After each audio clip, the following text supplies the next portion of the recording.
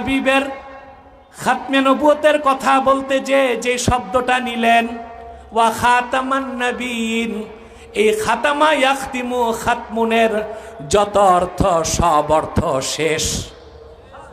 সুবহানাল্লাহ বলেন, যেন মানুষের মনে কোনো সন্দেহের অবকাশও না থাকে। সুবহানাল্লাহ কইবেন না?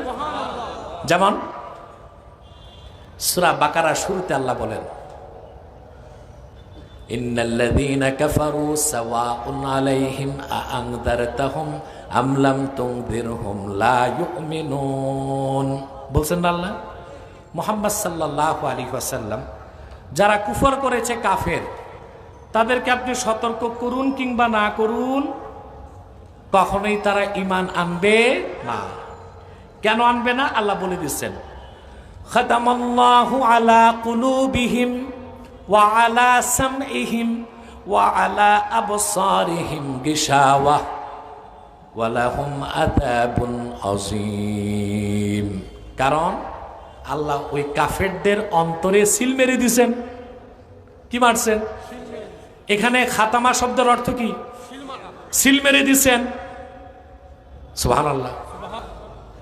তাদের অন্তরসমূহে আল্লাহ সিল মেরে দিয়েছেন, তাদের কর্ণসমূহে সিল মেরে দিয়েছেন।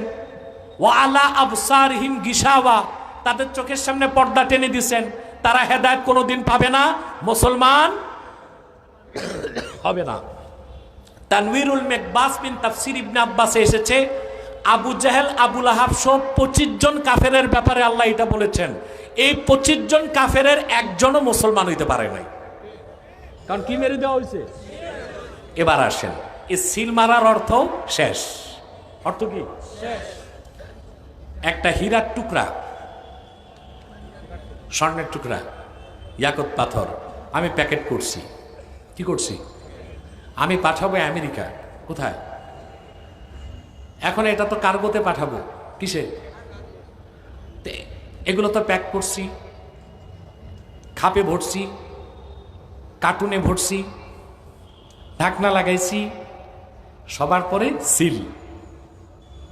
কি সিল মারলাম মানে শেষ করলাম। কার্টুন থেকে কিছু আর বের হবে না, কার্টুনে কিছু ঢুকতেও পারবে না। খাতামান নবীন, ওখানে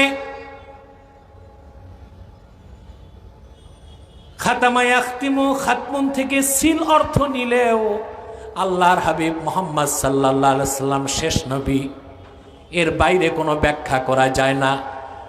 তার মানে আল্লাহ মুহাম্মদ সাল্লাল্লাহু আলাইহি সাল্লামকে প্রেরণ করে ১৫০০ বছর আগে নবুয়তের রিসালাতের দরজায় সিল মেরে দিয়েছেন। নতুন করে কেউ আর নবী হবে না, আর যারা নবী হয়েছে তারা নবী থেকে বাদ যাবে না। সুবহানাল্লাহ। তো খাতমুন, খাতামা ইয়াখতিমু, খাতমুন থেকে যত অর্থ নেওয়া হয়, অর্থ কি? জোরে বলতে হবে। কিন্তু প্রথম কথা, যে যত অর্থ নেন খাতামা ইয়াখতিমু খাতমুন থেকে অর্থ কি? শেষ। কিন্তু সূরা আহজাবের 40 নম্বর আয়াতে খাতামান নবীনের অন্য কোনো অর্থই নেওয়া যাবে না। একটাই অর্থ, খাতামান নবীন মানে মুহাম্মদ সাল্লাল্লাহু আলাইহি ওয়াসাল্লাম শেষ নবী। কারণ ওই আয়াতের তাফসীরটা আল্লাহর হাবিব নিজেই করে দিয়েছেন। আহারে, এই হাজার হাজার মানুষ সুবহানাল্লাহর আওয়াজ নাই। এটা তো সুপুরুষের মতো হইল না, কাপুরুষের মতো হইল। সুপুরুষের কণ্ঠে বলো সুবহানাল্লাহ।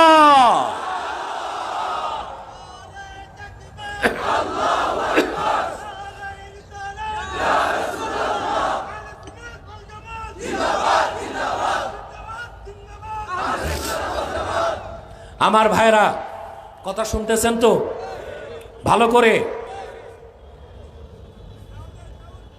না, আর সাউন্ড দরকার নাই, যথেষ্ট আছে। মনোযোগ দিয়ে শোনেন কথাগুলো। রাসূল করিম সাল্লাল্লাহু আলাইহি ওয়াসাল্লাম নিজেই ব্যাখ্যা করেছেন। আল্লাহর হাবিব বলেছেন, ইন্না মাসালি ওয়া মাসালাল আম্বিয়া কামাসালি রাজুলিন বানা বাইতান ফাআহসানাহু ওয়া আজমালাহু ইল্লা মাউদা লাবিনাতিন মিন যাওয়িয়া ফাজআলান নাসু ইয়াতুফুনা বিহি। সুবহানাল্লাহ, সুবহানাল্লাহ। আমি মুহাম্মদ সাল্লাল্লাহু আলাইহি সাল্লামের উদাহরণ আর পূর্বের লাখের উপর নবীদের উদাহরণ হচ্ছে কামাসালি রাজুলিন, একজন ব্যক্তির মতো যে ব্যক্তি একটা প্রাসাদ নির্মাণ করছে। সুবহানাল্লাহ। ফাআহসানাহু ওয়া আজমালাহু, বিল্ডিংটাকে সুন্দর করার জন্য যত সৌকর্য করা দরকার ছিল সব করছে, শুধু একটা ইটের জায়গা বাকি রাখছে। কিসের জায়গা? লোকজন ঘুরে ঘুরে বিল্ডিংটা দেখতে লাগলো আর বলতে লাগলো, আহারে এত সুন্দর প্রাসাদ, একটা ইটের জায়গা খালি কেন? এটা যদি পূরণ হয়ে যেত প্রাসাদটা পরিপূর্ণ হয়ে যেত। সুবহানাল্লাহ কইবেন। আল্লাহর হাবিব বলেন,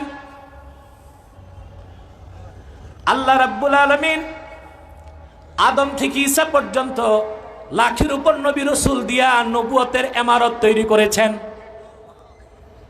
নবুয়তের ইমারতে একটা ইট বাকি ছিল।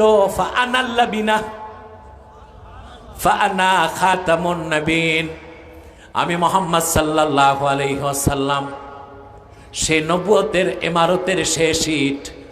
আমাকে আল্লাহ প্রেরণ করে নবুয়তের ইমারতকে পরিপূর্ণ করে দিয়েছেন।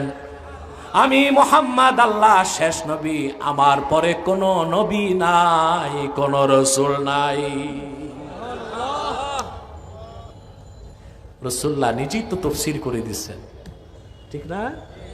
অতএব আহলুস সুন্নাল জামাতের না, শুধু বাতিল ফেরকা যারা আছে ওদেরও বিশ্বাস এটাই, মুহাম্মদ সাল্লাল্লাহু আলাইহি সাল্লাম আল্লাহর সর্বশেষ নবী ও রাসূল। ওনাকে প্রেরণ করে নবুয়ত রিসালাতের দরজা আল্লাহ ১৫০০ বছর আগে বন্ধ করে দিয়েছেন। ওনার পরে আজ তো কোনো প্রকারই নবী আসে নাই, রাসূল আসে নাই, কিয়ামত পর্যন্ত আসবে না। কিয়ামতের আগে দাজ্জালকে হত্যা করতে ঈসা নামবে। কে নামবে? ঈসা। তবে তবে তবে নবী পরিচয় থাকবে না, উম্মতে মুহাম্মদী পরিচয়ে আসবেন তিনি। এর মানে আমরা বলতেছি না যে নবীর খাতাব থেকে তার নাম কেটে দেওয়া হবে, এটা বলা হচ্ছে না। বরং তিনি বনি ইসরাইলের নবী, ওই পরিচয় থাকবে, কিন্তু দাজ্জালকে হত্যা করতে তিনি যখন আকাশ থেকে নামবেন তখন তার পরিচয় হবে মুহাম্মদ সাল্লাল্লাহু আলাইহি ওয়াসাল্লামের উম্মত। বলেন সুবহানাল্লাহ। আমার দেশের অনেক মৌলবী সাহেব প্যাচ লাগায় দেয়। কি লাগায় দেয়? হানাফি মাযহাবের শ্রেষ্ঠ আকীদার কিতাব শারহু ফিকহিল আকবার, দারুন নাফায়েস, লেবানন, বৈরুতের ছাপ। যতটুকু আমার মনে পড়ে ১২৯ পৃষ্ঠায় আছে। দামেস্কে যখন ইমাম মাহদির আত্মপ্রকাশ ঘটবে,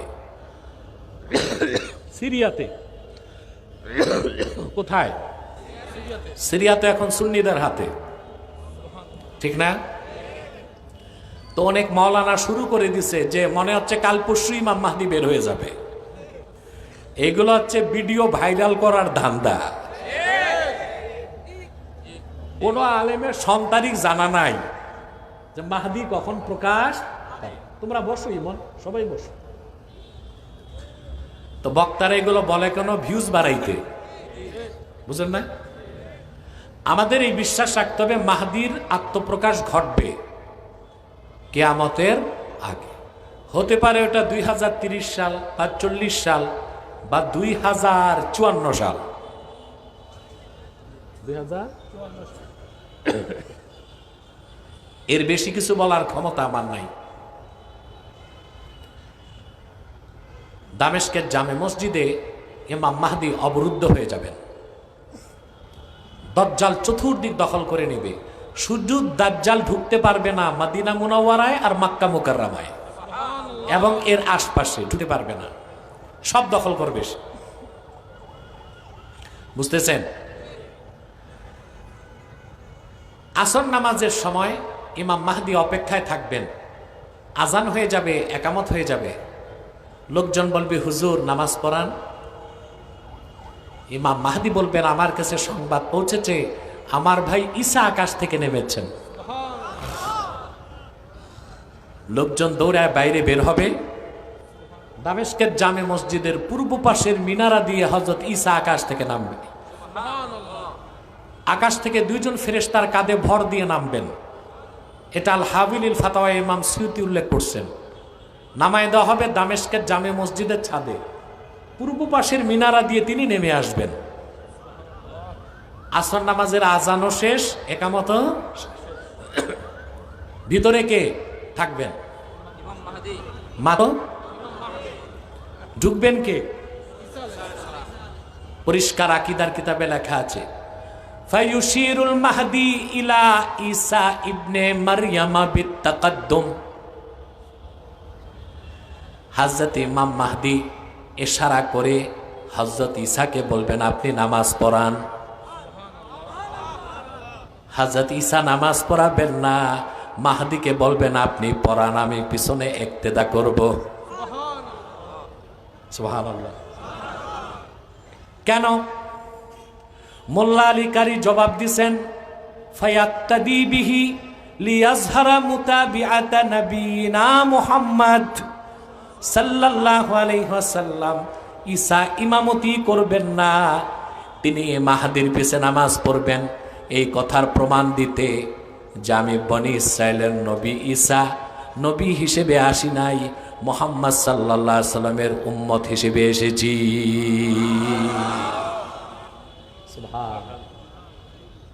কথা বুঝতেছেন?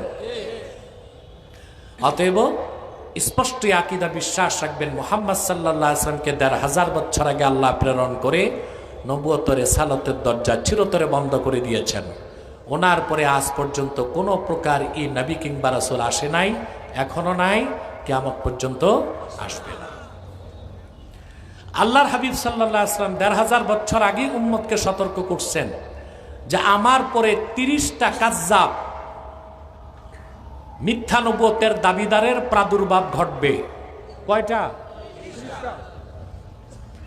এর মধ্যে সিদ্দিক আকবরের জমানাতে আমরা দেখি কুখ্যাত মুসাইলামাতুল কাজ্জাব। কাকে? সে নবুয়ত দাবি করছিল, ভণ্ড নবী মুসাইলামা। তাকে হত্যা করতে আবু বকর সিদ্দিক রাদিয়াল্লাহু তাআলা আনহু খালেদ সাইফুল্লাহর নেতৃত্বে ৩০,০০০ সাহাবী পাঠালেন। কত হাজার? মনোযোগ দিয়া শোনেন, রাসূল করিম সাল্লাল্লাহু আলাইহি ওয়াসাল্লামের নূরের জমানায় গাজওয়া হয়েছে, সারিয়া হয়েছে, জুয়ুশ হয়েছে, বুস হয়েছে, ২৭টা গাজওয়া হয়েছে। যে ২৭টা যুদ্ধে আল্লাহর হাবিব নিজে সেনাপতির দায়িত্ব পালন করছেন। কিন্তু গাজওয়া, সারিয়া, জুয়ুশ, বুস মিলায়া ৮০টার কাছাকাছি। মদিনা মুনাওয়ারার ১০ বছরে। কিন্তু আপনি শুনলে অবাক হবেন, রাসূলুল্লাহ নূরের জমানায় মদিনা মুনাওয়ারা কেন্দ্রিক যত জিহাদ হয়েছে ওই সবগুলো যুদ্ধে মোট মানুষ নিহত হয়েছিল মাত্র ১০১৮ জন। কত? ১০১৮। এর মধ্যে ইসলামের পক্ষেও ছিল, ইসলামের বিপক্ষেও ছিল, মাত্র ১০১৮ জন। অথচ শুধুমাত্র মিথ্যা নবুয়তের দাবিদার মুসাইলামাতুল কাজ্জাবকে হত্যা করতে যেদিন সাহাবায়ে কেরাম গেলেন, ওই একদিনের যুদ্ধে ২৪০০ সাহাবী শাহাদাত বরণ করছেন। কত? ২৪০০। এর মধ্যে ৭০০ সাহাবী ছিলেন কোরআনের হাফেজ। হযরত ওসমান আতঙ্কিত হয়ে গেলেন এবং সিদ্দিক আকবরের নির্দেশে তিনি কোরআন শরীফের নুসখা লিখিয়ে লিখিয়ে সারা মুসলিম বিশ্বে ছড়াই দিয়েছেন যে একটা যুদ্ধেই তো ৭০০ হাফেজ সাহাবী শহীদ হয়ে গেছে। তাহলে ইসলামের ১০ বছরে রাসূলুল্লাহর নূরের জমানায় মদিনা মুনাওয়ারার ১০ বছরের জিন্দেগিতে এতগুলো গাজওয়া হলো, সারিয়া হলো, জুয়ুশ হলো, বুয়ুস হলো, যুদ্ধ হলো, মোট মানুষ নিহত হয়েছিল ১০১৮ জন। আর মিথ্যা নবুয়তের দাবিদার মুসাইলামাকে হত্যা করতে যে, আকীদা খাতমে নবুয়তের বিশ্বাসকে প্রতিষ্ঠিত করতে যে একদিনের যুদ্ধে ২৪০০ সাহাবী শাহাদাত বরণ করছেন। তাতে কি বোঝা যায় না খাতমে নবুয়তের আন্দোলন সবচেয়ে বড় আন্দোলন? তাতে কি বোঝা যায় না খাতমে নবুয়তের জিহাদ সবচেয়ে বড় জিহাদ? কিন্তু আমার দেশে যারা রাজনীতি করে, এমনকি দাড়িওয়া টুপিওয়ালা যারা ইসলামের ব্যানারে রাজনীতি করে, তারাও নির্বাচনের আগে তাদের ম্যানিফেস্টোতে এই কথা উল্লেখ করে না যে আমরা ক্ষমতায় গেলে কুখ্যাত কাফের কাদিয়ানীদেরকে অমুসলিম ঘোষণা করব। আমরা নির্বাচনের আগে ঘোষণা চাই। যেই দল এই ওয়াদা করবে, ওলামায়ে কেরাম সারা বাংলাদেশে আন্দোলন করে তুলবে সেই দলকে ক্ষমতায় পাঠাতে ইনশাআল্লাহ। রাজি আছেন? খাতমে নবুয়তের আন্দোলন, খাতমে নবুয়তের বিষয়টা ছোট করে দেখার কোন সুযোগ নাই। কথা বুঝতেছেন? মুসাইলামাতুল কাযযাবকে হত্যা করা হলো। মুসাইলামাকে হত্যা করছে যে, সে হলো ওয়াহশী। কে? এই ওয়াহশী ছিল সেই লোক যে আল্লাহ রসুলের আপন চাচা আমির হামজাকে হত্যা করছিল। ওয়াহশী যখন রসুল্লাহর কাছে ক্ষমা চাইতে এসেছে, ওয়াহশী বলেন, আমি আমার বর্ষা দিয়া আমির হামজার সিনায় আঘাত করলাম। সাইয়্যিদুশ শুহাদা, মহান শহীদদের মহান নেতা আমির হামজার দেহটা উহুদে লুটায় পড়ছে। আবু জেহেলের হিংস্র স্ত্রী হেন্দা যে আমির হামজার সিনা বিদীর্ণ করছে, হেন্দা কাঁচা কলিজা বের করে চাবাইছে। আমির হামজার নাক কান কেটে মালা পরিধান করে নেচেছে। রসুল্লাহ উহুদ ময়দানে দাঁত শহীদ হয়েছিল, এত ব্যথা পান নাই। আপন চাচা শাহাদাতের দৃশ্য দেখে রসুল্লাহ যে ব্যথা পেয়েছিলেন। সিরাত ইবনে হিসাবে এসেছে, ওয়াহশী যখন রসুল্লাহর কদমে যে উপস্থিত হলো ক্ষমা চাইতে, রসুল্লাহ তাকে ক্ষমাও করলেন, মুসলমানও বানাই দিলেন। শুধু একটা কথা বললেন, গিব আন্নি ওয়াজহাক, তোমারে ক্ষমাও করছি, মুসলমানও বানাই দিছি, আমার থেকে দূরে সরে যাও। তুমি কাছে আসলে আমার চাচার কথা মনে হয়, আমার আর সহ্য হয় না। আল্লাহর হাবিবের কদম থেকে দূরে যে আকাশপানে তাকিয়ে ওয়াহশী বলল, আয় আল্লাহ, তোমার হাবিবের সবচেয়ে প্রিয় মানুষ আপন চাচা হামজাকে শহীদ করে তোমার হাবিবের মনে যে কষ্ট দিয়েছি, তোমার হাবিবের সবচেয়ে বড় শত্রুকে আমার হাতে হত্যা না করায়া আমি ওয়াহশীর তুমি মৃত্যু দিও না। আল্লাহ তার দোয়া কবুল করে নিলেন। মিথ্যা নবুয়তের দাবিদার মুসাইলামাকে হত্যা করতে যখন খালেদ সাইফুল্লাহ বাহিনী নিয়ে গেলেন, ওয়াহশী গেছেন, অপেক্ষায় আছেন যে আমার দোয়া তো কবুল হয়েছে মনে হয়। আজ আল্লাহর হাবিবের আর আল্লাহর সবচেয়ে বড় শত্রু মিথ্যা নবুয়তের দাবিদার মুসাইলামার হত্যাটা আমার হাতেই হবে। তিনি বলেন, আমি দেখি সামনে মিথ্যা নবুয়তের দাবিদার মুসাইলামা দাঁড়ায় আছে, বর্ষাটা হাতে নিলাম, আপাত মস্তক শক্তি হাতের মধ্যে পুঞ্জীভূত করে মিথ্যা নবুয়তের দাবিদার মুসাইলামার সিনায় গেঁথে দিলাম। এক মুহূর্তেই কাযযাব জাহান্নামের কীট মুসাইলামা জাহান্নামে চলে গেছে। যুগে যুগে যখনই মিথ্যা নবুয়তের দাবিদারদের আবির্ভাব ঘটেছে, উম্মতের মুসলমান হরতাল করে নাই, পিকেটিং করে নাই, মিছিল করে নাই, তরবারি দিয়া ফায়সালা করছে। ঠিক কিনা? কি দিয়া ফায়সালা করছেন? আমার ভাইরা, আমার বন্ধুরা, আমার আল্লাহ নূর নবীজি আমার মুহাম্মদ সাল্লাল্লাহু আলাইহি ওয়াসাল্লামের ইসলাম ও কোরআনের হাজার হাজার হাজার বছর পরে ইংরেজ আমলে এক শয়তান নিজকে নবী দাবি করছে। ভারতের কুখ্যাত, পাঞ্জাবের কুখ্যাত, গুরুদাসপুরের কুখ্যাত কাদিয়ানে এক শয়তান ইংরেজদের পা চাটা গোলাম মিথ্যা নবুয়ত দাবি করছে। ওই শয়তানটার নাম রেখেছিল তার বাপ মির্জা গোলাম আহমদ কাদিয়ানি। সাবধান, তাকে গোলাম আহমদ বলা যাবে না, কারণ গোলাম আহমদ অর্থ আহমদ এর গোলাম। কোন কাফের কোনোদিনও গোলাম আহমদ এর গোলাম হতে পারে না। আর কাদিয়ানের কাযযাব ছিল শেষ দরজার কুখ্যাত কাফের, সে গোলাম আহমদ এর গোলাম ছিল না, সে ছিল কুখ্যাত শয়তানের কুখ্যাত গোলাম। এই শয়তানটারে তৈরি করছিল ইংরেজরা। কারা? কুখ্যাত কাফের কাদিয়ানি, কাদিয়ানের কাযযাব। সে প্রচার করলো যা 1857 সালে কোরআন শরীফ বাজেয়াপ্ত হয়ে গেছে। নাউজুবিল্লাহ বলবেন না? সে বলতো ইংরেজদের বিরোধিতা করা কুফরি, যারা ইংরেজদের বিরোধিতা করে তারা জারর সন্তান। তার মতে শুকরের গোশত হালাল। সমস্ত ওলামায়ে কেরাম তার বিরুদ্ধে কাফের ফতোয়া দিয়েছে। কাদিয়ানের কাজ্জাব, মিথ্যানবতের দাবিদার মির্জা গোলাম শয়তান কাদিয়ানের উপর গজব এসেছে 1908 সালে। যখন গজব এসেছে, কাদিয়ানের কাজ্জাব, মিথ্যানবতের দাবিদার মির্জা গোলাম শয়তান কাদিয়ানি 1908 সালে ধ্বংস হয়ে কুখ্যাত জাহান্নামের কুখ্যাত কুকুরে পরিণত হয়েছে। তার অনুসারীরাও ধ্বংস হয়েছে। বর্তমানে কিছু কাদিয়ানি বাংলাদেশে আছে। ইতিমধ্যেই তারা 100 সেন্টার করে ফেলেছে। কত? আমার বলতে লজ্জা হচ্ছে, আপনাদের সিলেট সোভানীঘাট এলাকাতেও তারা একটা আস্তানা করে ফেলেছে। সুনামগঞ্জের দিরাইতে করেছে, সিলেটের বিভিন্ন জায়গায় করছে।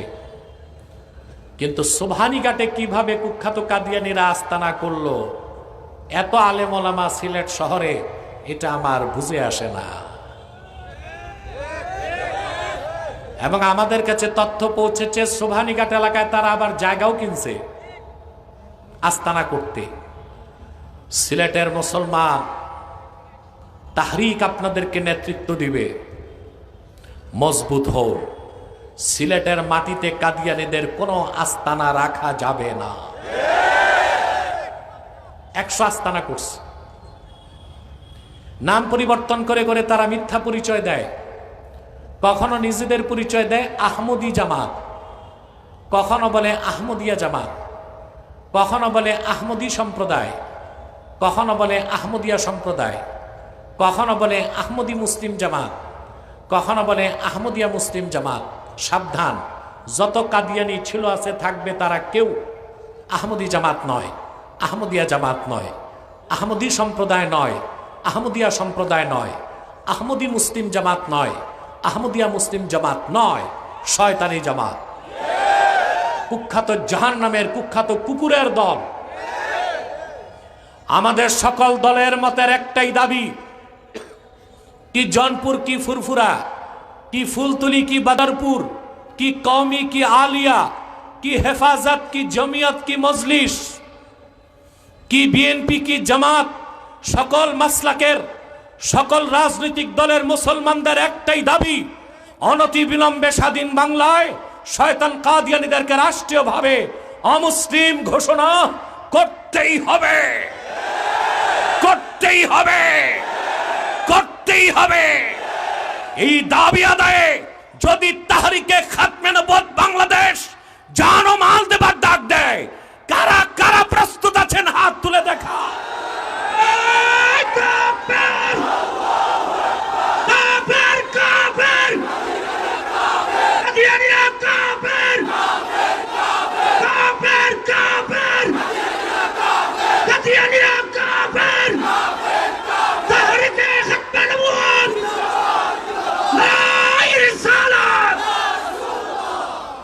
আমার প্রিয় ভাইরা,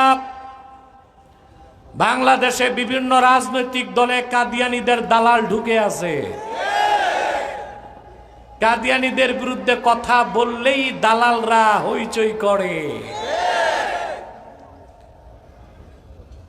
বাংলাদেশে সংবিধান লেখা হয়েছে শুধু সংখ্যালঘুদের অধিকার রক্ষায়,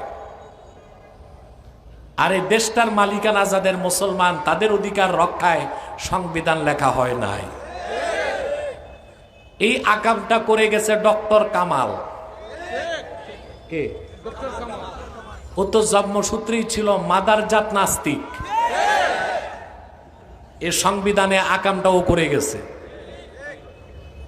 এখন কথা হচ্ছে রিকনস্ট্রাকশন অফ কনস্টিটিউশন, সংবিধান বদলাবে, বদলাও, কিন্তু ইসলাম ও মুসলমানের স্বার্থের সাথে সাংঘর্ষিক একটা কনসেপ্ট, অনুচ্ছেদ সংবিধানে থাকতে পারবে না।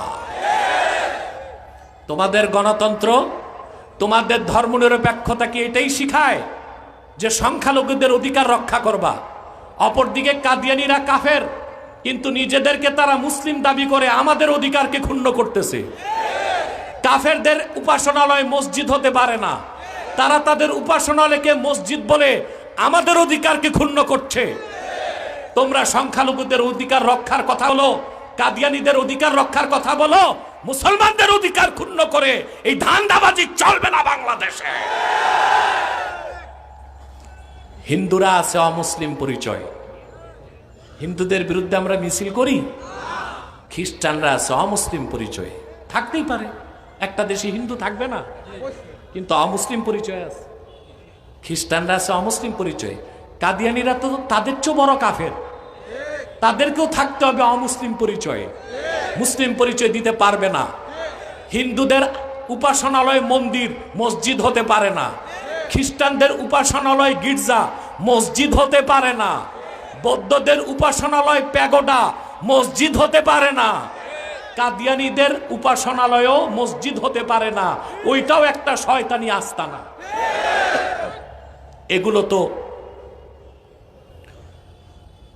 এগুলো তো নিশ্চিত করার দায়িত্ব হচ্ছে গভর্নমেন্টের। কিন্তু আমরা কিছু বললেই বলে এইখানে তো ধর্মনিরপেক্ষতা আছে। কি আছে? তোমাদের ধর্মনিরপেক্ষতার মানে এটাই যে মুসলমানদের অধিকার ক্ষুণ্ণ করবা আর কাফের মুশরিক সংখ্যালঘুদের অধিকার রক্ষা করবা। এটাই যদি হয় তোমাদের ধর্মনিরপেক্ষতা, ওই সাতার ধর্মনিরপেক্ষতার জায়গা বাংলাদেশে হবে না।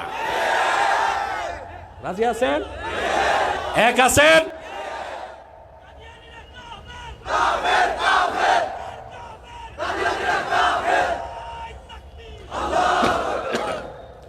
আরেকটা কথা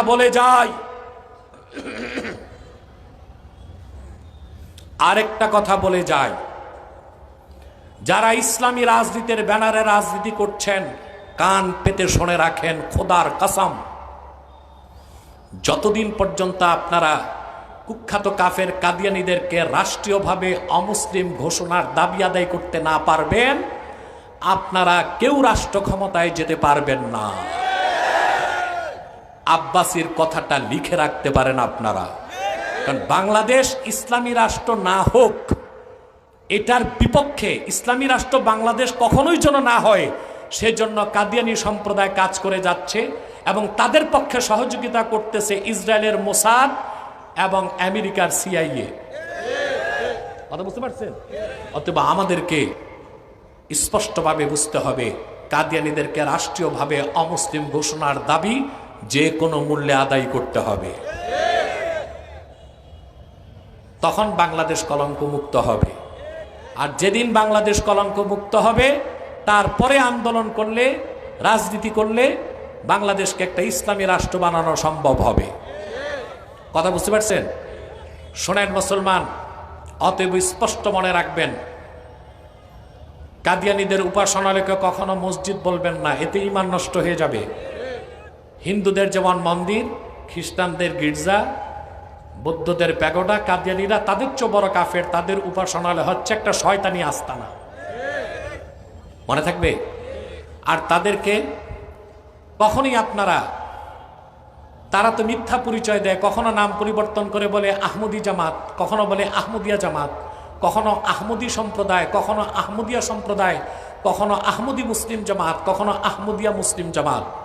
সাবধান, যত কাদিয়ানি ছিল আছে থাকবে, তারা কেউ আহমদি জামাত নয়, আহমদিয়া জামাত নয়, আহমদি সম্প্রদায় নয়, আহমদিয়া সম্প্রদায় নয়, আহমদি মুসলিম জামাত নয়, আহমদিয়া মুসলিম জামাত নয়, তারা শয়তানি জামাত, কুখ্যাত জাহান্নামের কুখ্যাত কুকুরের দল। মনে থাকবে আপনাদের? আমার ভাইরা, কাদিয়ানীদেরকে অর্থনৈতিক সহযোগিতা করবেন না। করবেন? করেন? জি। প্রাণ কোম্পানির যত জিনিস তাদের, সেজান কোম্পানির জুস তাদের, আরএফএল এর পণ্যগুলো তাদের, প্রথম আলো নামের প্রথম অন্ধকার পত্রিকা তাদের, ডেলি স্টার, কালের কণ্ঠ তাদের। এগুলো ধরবেন না, কিনবেন না, বেচবেন না। মনে থাকবে মুসলমান, এটা আপনাদের নৈতিক দায়িত্ব। কি দায়িত্ব? সম্মানিত সুধী, বিশেষ করে প্রথম আলো কিনবেন না, যদি কিনেন ভুলে আগুনে জ্বালায় দিবেন। ইসলাম ও মুসলমানের বিপক্ষে জন্মলগ্ন থেকেই পত্রিকাটি কাজ করে যাচ্ছে, নাই? যখন এই দেশে প্রথম আলো নিষিদ্ধের জন্য আলেম ওলামা মাঠে নামছে, ছাত্র জনতা দাবি তুলছে, আমি হতবাক হয়ে গেলাম। বিভিন্ন ডানপন্থী রাজনৈতিক দল থেকেও প্রথম আলোর পক্ষে দালালি হয়েছে। এটা লজ্জাজনক, দুঃখজনক। এই প্রথম আলো কি না করছে মুসলমানের বিরুদ্ধে? জেএমবি যখন সারা দেশে বোমা ফাটাইছে, মনে নাই? তখন জেএমবির নেতাদের ফাঁসি হয়েছে। সবচেয়ে বেশি প্রচার করেছিল জেএমবির বিরুদ্ধে প্রথম আলো। কিন্তু জেএমবির যোদ্ধাদেরকে ট্রেনিং দেওয়া হয়েছিল ভারতের উত্তরপ্রদেশের দেহরাদুনে। সে কথাটা প্রথম আলো গোপন করেছিল। কথা বলে না। জেএমবি নেতা আব্দুর রহমানের ভাই ছিল তৎকালীন রাজনৈতিক দল আওয়ামী লীগের এক বড় নেতা, শালা। সেটাকে তারা গোপন করেছিল। পরবর্তীতে প্রথম আলো সবগুলো মাদ্রাসায় জঙ্গি শিক্ষা দেওয়া হয় এই কথা অপপ্রচার করেছিল। প্রথম আলোর উস্কানিতে বিগত জালেম সরকার জঙ্গি নাটকগুলো সাজাইত। এই দেশের বড় বড় আলেমদের চরিত্র হনন করার জন্য এমন কোনো কাজ নাই, লেখা নাই, যেটা প্রথম আলো প্রচার করে নাই। ইসলামী অনুভূতিতে আঘাত দিয়েছে, মুসলমানদের স্বার্থে আঘাত দিয়েছে। বাংলার মাটিতে আজ হোক আর কাল হোক প্রথম আলোর মতো জঘন্য প্রথম অন্ধকার পত্রিকা নিষিদ্ধ করা হবে ইনশাআল্লাহ। আপনারা ধরবেন না, কিনবেন না, বেচবেন না, মনে থাকবে? আরেকটি অমুসলিম সম্প্রদায় আমাদের বিরুদ্ধে কাজ করছে, এটা হচ্ছে ঈসাই জামাত, খ্রিস্টান। এরাও দাড়ি রাখে, টুপি লাগায়, নিজেদেরকে মুসলিম বলে, আসলে তারা খ্রিস্টান। এদের পুরো নাম হচ্ছে ঈসাই তরিকাভুক্ত মুসলমান, আদতেই খ্রিস্টান। 1975 সালে তারা বাংলাদেশে ঢুকছে। এই পর্যন্ত 2.5 লক্ষ মানুষকে তারা খ্রিস্টান বানাইছে। 2.5 লক্ষ মানুষ না, 2.5 লক্ষ পরিবারকে খ্রিস্টান বানাইছে। তাদের মারাত্মক থাবা হচ্ছে আপনাদের সুনামগঞ্জের তাহেরপুর এলাকায়, ওদিক দিয়ে সরিষাবাড়িতে, জামালপুরে, কক্সবাজারে, টেকনাফে, দিনাজপুরে। তাদের মাস্টার প্ল্যান হচ্ছে বাংলাদেশের একটা অংশকে তারা আলাদা করে খ্রিস্টান রাষ্ট্র বানাবে। এবং গ্লোবাল পলিটিক্স যদি আপনারা পড়াশোনা করেন, এখন দেখা যাচ্ছে বিষয়টা ওই দিকেই যাচ্ছে। যেটা আমি 10 বছর আগ থেকে সতর্ক করে এসেছি, আপনারা কিছুটা আভাস এখন পাচ্ছেন না? বাকিটাও দেখবেন। এই ঈসাই জামাতের বিরুদ্ধে খ্রিস্টানদের এই ছদ্মবেশী ধোঁকাবাজ দল থেকে সাবধান। দ্বিতীয় আরেকটা ফেরকার কথা বলে দেই, এটা হচ্ছে হিজবুত তাওহীদ। এটা আসলে হিজবুত তাওহীদ না, হিজবুত শয়তান। এদের একটাই কাজ, এরা মানুষকে বুঝায় দেশে যত পীর আর আলেম সব ধর্ম ব্যবসায়ী। এটা ইসরায়েলের মোসাদের পরামর্শে চলে। এর মানে হচ্ছে জনগণকে আলেমদের থেকে সরায় দেওয়া। আপনারা জানেন, যে বকরির পালের কোনো রাখাল নাই, ওই বকরি যায় বাঘের পেটে। আর যে কমের নেতৃত্বে আলেমরা নাই, ওই কম যায় বিজাতির খপ্পরে। ঠিক না? তাহলে হিজবুত তাওহীদ একটা বাতিল ফেরকা, একটা কাফের জামাত। এদের ব্যাপারে সাবধান থাকবেন। পারবেন তো মুসলমান? প্রিয় আমার সিলেটবাসী মুসলমান ভাইরা, তাহরিকে খাতমে নবুয়ত বাংলাদেশ আপনাদেরকে নেতৃত্ব দিচ্ছে।